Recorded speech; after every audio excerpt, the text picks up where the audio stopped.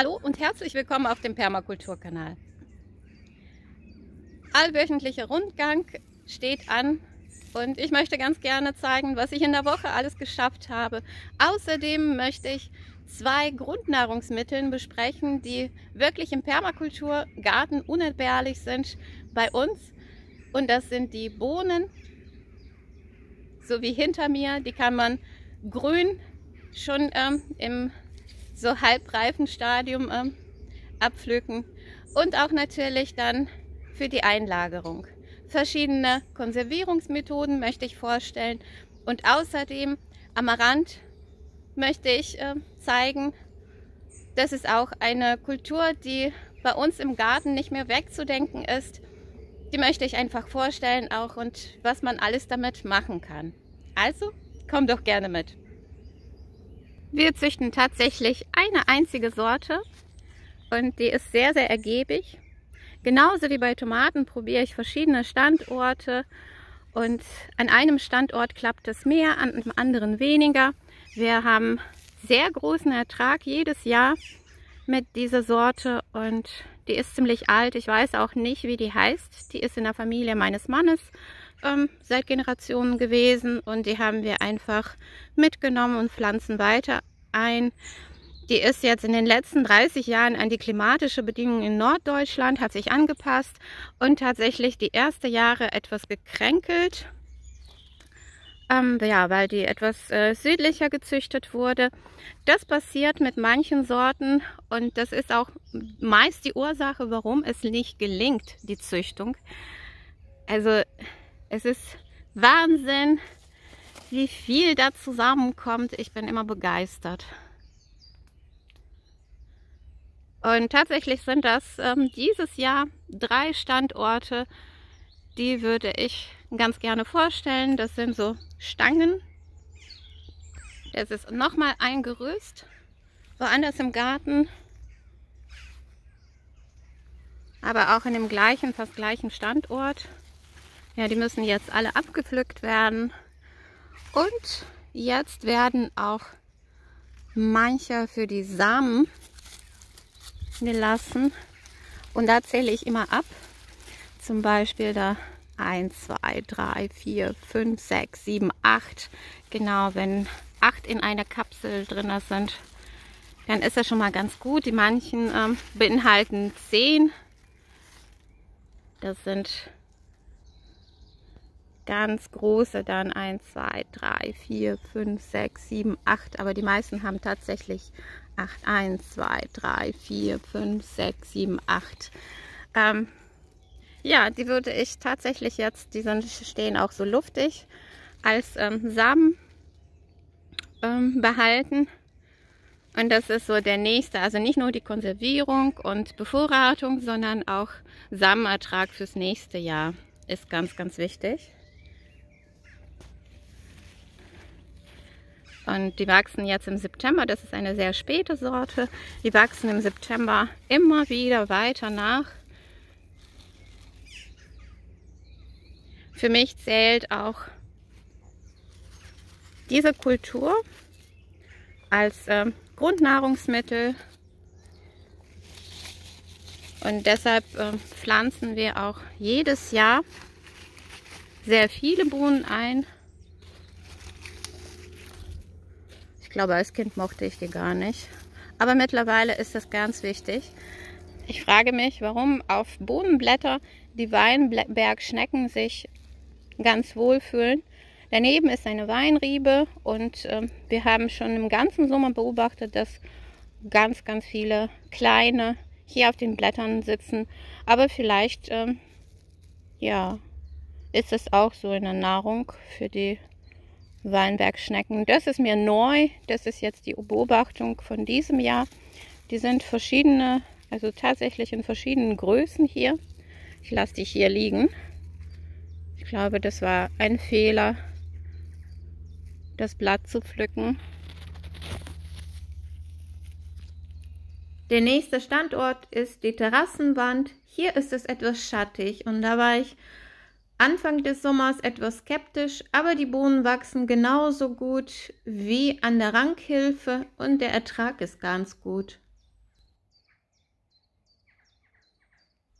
Und der dritte Standort ist der vertikale Garten auf 6 Quadratmetern. Hier wachsen die Bohnen tatsächlich schon seit mehr als 10 Jahren. Es ist ein festes Gerüst und es gelingt auch hier ebenso ganz gut. Das ist die gleiche Sorte und die ist sehr ertragreich. Ein paar Gläser habe ich bereits fermentiert und 3 Kilogramm habe ich auch eingefroren. Jetzt natürlich verzehren wir die Bohnen nochmal frisch verkocht, genießen das auch. Außerdem möchte ich die Schotten reifen lassen und Trockenbohnen bevorraten.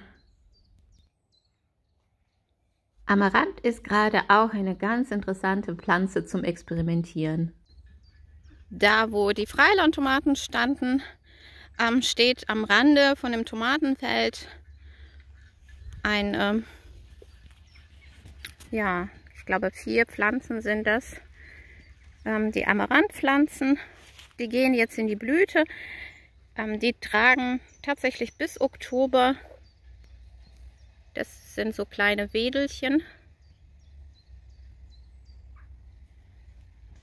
Ich habe ja im Sommer gezeigt, wie wir Amaranth verarbeitet haben als Blattgrün in einem Gemüseragout oder in einem Gemüsestrudel.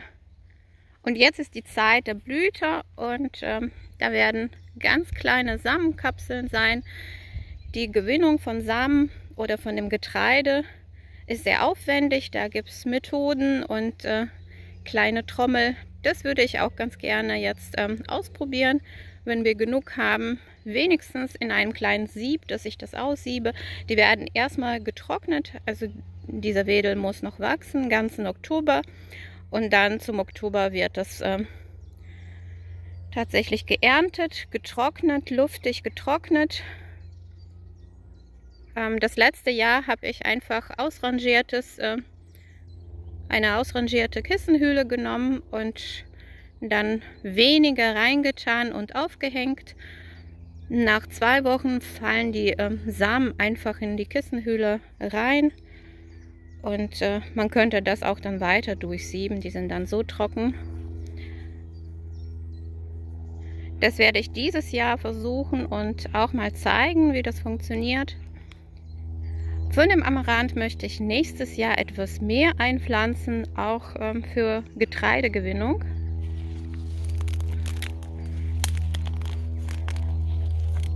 Dieses Jahr sind einige Pflanzen da, die gehen jetzt alle in die Blüte.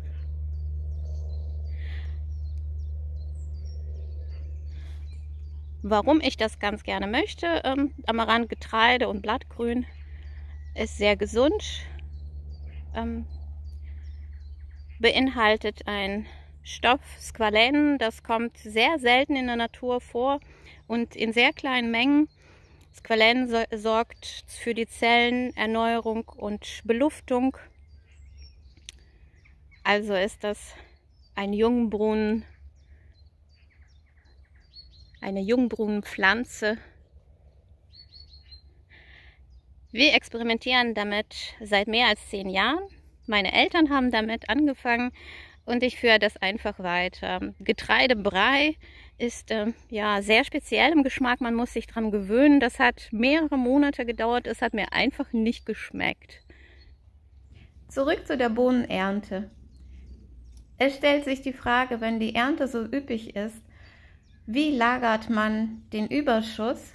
Und hier stelle ich in diesem Video 3 verschiedene Methoden, die sehr einfach umzusetzen sind.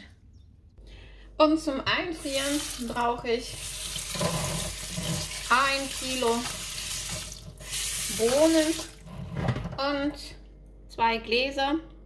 Ich glaube, diese sind 800 Milliliter. Das ist die perfekte Menge für eine Bohnensuppe oder ein Gemüseragout für unsere Familie.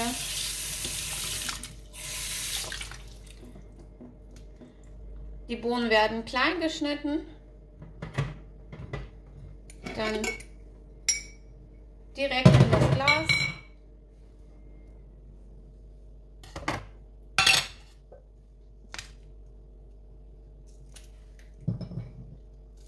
Das Glas mache ich randvoll,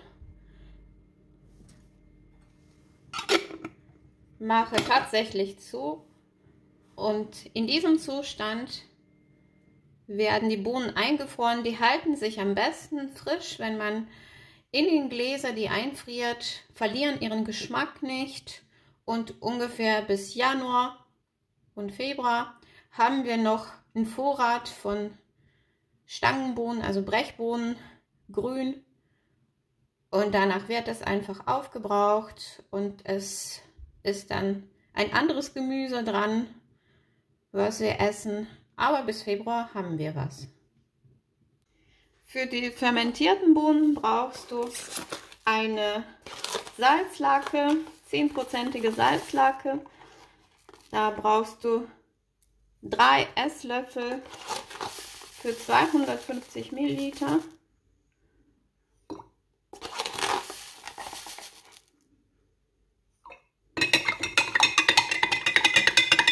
Alles verrühren.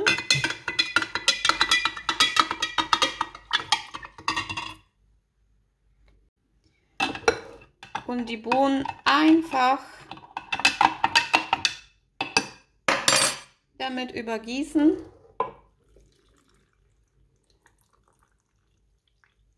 Dieses Jahr experimentiere ich mit der Salzlake. Das sind die fermentierten Bohnen.